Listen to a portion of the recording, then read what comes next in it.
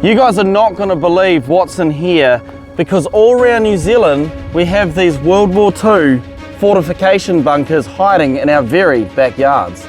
History hides under the very earth we live on. In this case, a family's garden contains a rather intriguing trapdoor that leads to one of New Zealand's largest war secrets. Join us as we uncover a once-in-a-lifetime opportunity to see New Zealand's largest bomb shelter ever built during uncertain times of war, knowing after we enter, it will be sealed again forever.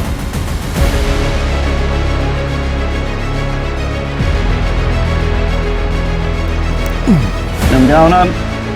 They're pretty sturdy, these lugs, to be honest. These, this ladder that's been here since the war, which is like 1940. Very impressive engineering, this. Woo! We're gonna try to lug the camera down and head in and see what's inside this bunker. It's very bright up there. That is the entrance that we've come down from. Strings here because we've had to hoist down the camera because I've got such a big camera, so we had to hoist down the string to get it down here. But just a bit of rubbish on the bottom here. Not really much, it's just a small room that gets you out to the top there. Coming inside, the air is really cold in here. It's almost dank, you know, it's not that mildew or anything like that, but it is very, very cold, very deep underground. Unfortunately, you can see if you spin around, Mark, there's a lot of gear placed in here.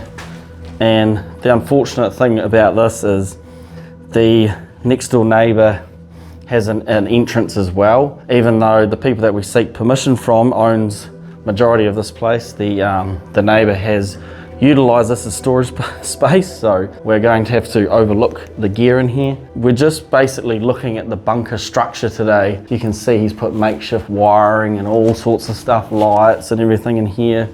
It's a bit unfortunate, it wrecks the aesthetic of this bunker a little bit, but it's still such a cool piece of history. Like you can see the old bolt up there, look at that, and the ventilation shafts that they used.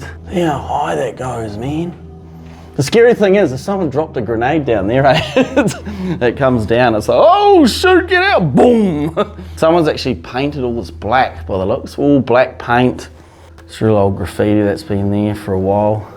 This looks like it had a dartboard in it. Someone's actually put holes in there and put a dartboard in there. That's a real shame. But yeah, they've actually drilled those holes, which is a bugger. You can see all the old graffiti behind that. Reef is a twat. This is the biggest bunker or bombing shelter, as you'd call it, in New Zealand. So yeah, it's huge, this one. It is bloody massive. Just coming into the main room here, and I'll try to brighten this up. It's huge. It's just such a shame there's all this gear in here. And you see the old graffiti on the walls in this bombing shelter. It's all that old graffiti before it was, you know, used as storage. You can see when it was, I'd say it was, you know, it was probably abandoned at some point. I believe it was quite abandoned at one point before it was used as storage and that. But it's all just been painted black, but look how high that ceiling is there. It's huge.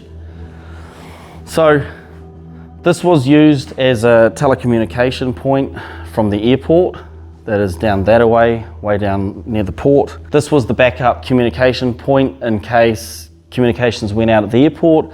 This was the backup during World War II, 1940s. This is where they had all their radios, all their communication points, and it was all protected and safe in this bunker here. You can just have a look, you can see it's just all been painted over black, which is a shame. But yeah, one in a lifetime opportunity to get in here, because this is all being sealed up, totally sealed up after this. You can look up there. There's old light fittings and everything, all old wires. Look at that, the old lights. That is amazing. Look at that. This was built by a group of young men in their 20s with very little experience with building anything. They had to build this in a short amount of time, and it was very, very structurally stable and engineered. It was a brilliant, it's still standing today. And to think that young men had to, you know, create this themselves with their hands and what little tools they had, it's just incredible. It's fascinating. So if you look in here, there's a bit of wood, but you can look in the back there, you see old ventilation shafts up there. Look at that. These corridors. And look at this, see you got the original framing here too, eh Mark? Look at that.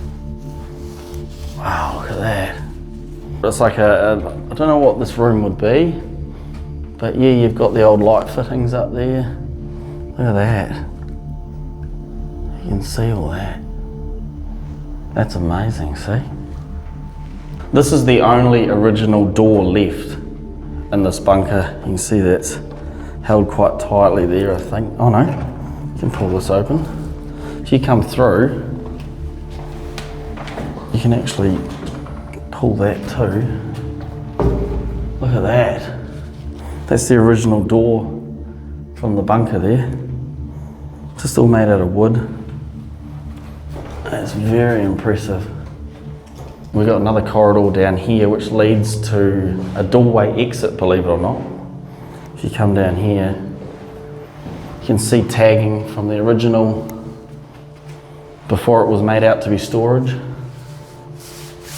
See all that? And yeah, there's the end. You can see the door. Look at that. So yeah, this door isn't original, obviously. But yeah, there's a breaker box being put in here by the neighbour and stuff. So yeah, he has made it out himself. He's got all storage. He's built his own self-contained storage area and stuff. But we're here today just to look at the history of this. Look at this. Something about dye, old graffiti, another original light switch fitting. Look at that. All this history, man. We know that this actually was never used. It was pretty much built and then no one was bombed. We were never attacked here in New Zealand, so it was never actually used to what it was going to be used for, but it's still such an amazing piece of war history. You know, it's fascinating to see all this. This has all just been built as a precaution if we were going to be invaded by the Japanese. This is why this was all built. It's incredible to see. But yeah, largest bunker in New Zealand, this one. Bombing, structurally sound to take bombing. So it's a bomb shelter. Our friend who owns it would be very safe if we're ever attacked. This is all built to take on bombs, you know, you name it. So, bloody fascinating. It's an incredible piece of history, man. But yeah, it's sad this is going to be all sealed up after this, and you know, it's not going to be used anymore. So this is the last chance we're going to get to see it. A little hole in the side wall there. I wonder what that was. It's probably not. Maybe it was knocked out. You can just see from the roof the kind of floor space you're looking at. You know. And to think, you know, these young men had to excavate this whole hill out to build this. So they excavated out the hill, they dug it all out, built the structure completely out of solid concrete and refilled in the entire hill again. So it's pretty impressive work, and it was done within a short amount of time, which is absolutely amazing. Just a shame all the gear's in here. It's the only thing really putting us out with the aesthetics and everything. But yeah. Knowing we were exiting an area that will probably never be seen again by the public brings a strange feeling over us we couldn't explain. The only thing left giving away the bunker's existence now were the vents protruding from the owner's garden that will soon be overgrown. We were told that down the hill was the main door and an ammunition storage we had to check on the way out. We've just dropped to the bottom of the hill here, and there's actually an ammunition storage area here that's built out of the same concrete, and this is right next to where the main entrance is here. But come in and have a look. This is the original door for the ammunition. Little room here, and you can come in and have a bit of a look in here. Look at this. There's a ventilation shaft up there that goes right out to the top where we saw them at the top there. Not too sure what this is. It's a little, oh, I'm not too sure. Well, there's like a vent, isn't it, Mark? Yeah. There's little vents and stuff. There's another one. If you come around here, you can actually have a look. A little vent in there. But yeah, this is all part of it. It's pretty cool. I'll push that too. And look at that. So this was all abandoned once upon a time. It's just been left here. Another vent shaft there. There's an original placement holder there, I think. Or is that just a tin on the... That's a tin can. Yeah, it's a tin can. Someone's nailed an old tin can on there originally. But yeah, very small room obviously, but yeah, they would have stored up their ammunition in here. Pretty wicked, all that original wood doorway.